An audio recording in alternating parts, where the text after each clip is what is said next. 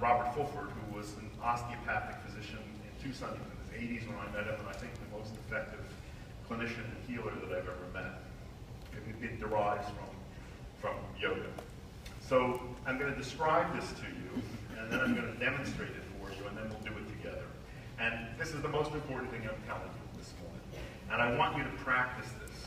It takes all of about 30 seconds to do. There's no excuse for not doing it. But you got to do it at least twice a day, and you've got to practice this for, say, I'd say 4 to 6 weeks before you really notice the profound changes that it can produce. So in yoga breathing, you can do this in any position. You can do it standing, lying, sitting. But if you're sitting, it's good to keep your back straight and your feet on the floor. In yoga breathing, you're asked to keep your tongue in the yogic position, which is touching the tip of the tongue to the ridge of tissue behind your upper front teeth. Just like that. They say that completes an energy circuit that keeps the energy of the breath within. I have no idea what that means in terms of Western physiology, but they invented it, so we should do it. All right, so in this exercise, you're going to breathe in through your nose quietly and blow air out through your mouth forcefully. Helps if you purse your lips out and you'll be blowing air out and around your tongue. So the exercise begins by letting all the air out through your mouth. Then you breathe in through your nose to a count of 4. Hold your breath for a count of 7. And blow air out through your mouth to a count of 8. And then you repeat this for a total of 4 breath cycles. That's all. So I'm going to demonstrate. Just watch me, and then we'll do it together. It looks like this.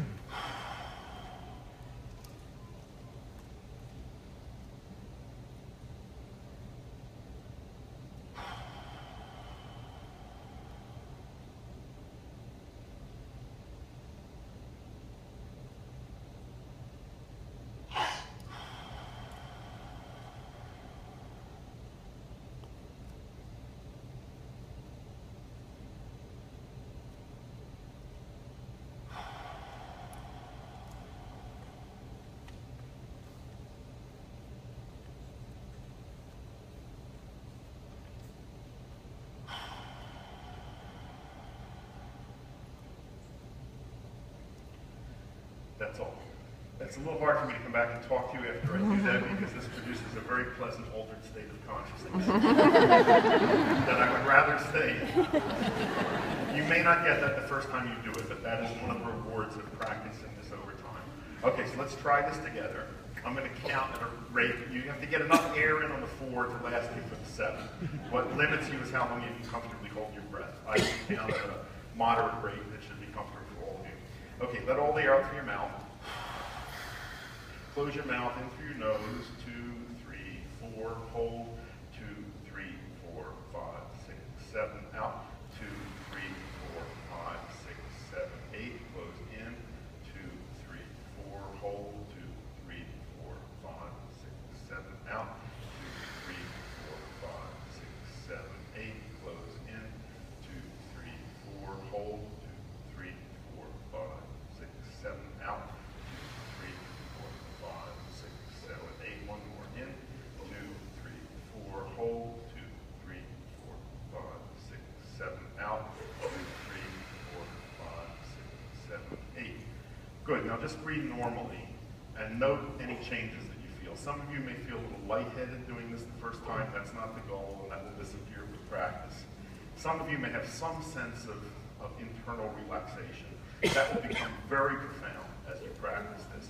You have to do this twice a day without fail, religiously. I do it in the morning when I get up before I do some sitting meditation. I do it in the evening when I get in bed to fall asleep. It will become a wonderful way to help you fall asleep. If you get up in the middle of the night for any reason, get back in bed and do this, you'll fall right to sleep.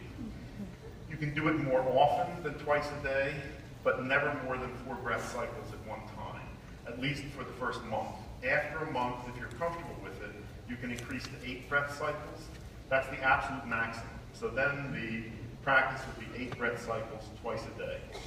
After a month, if you're comfortable with it, try using it for things.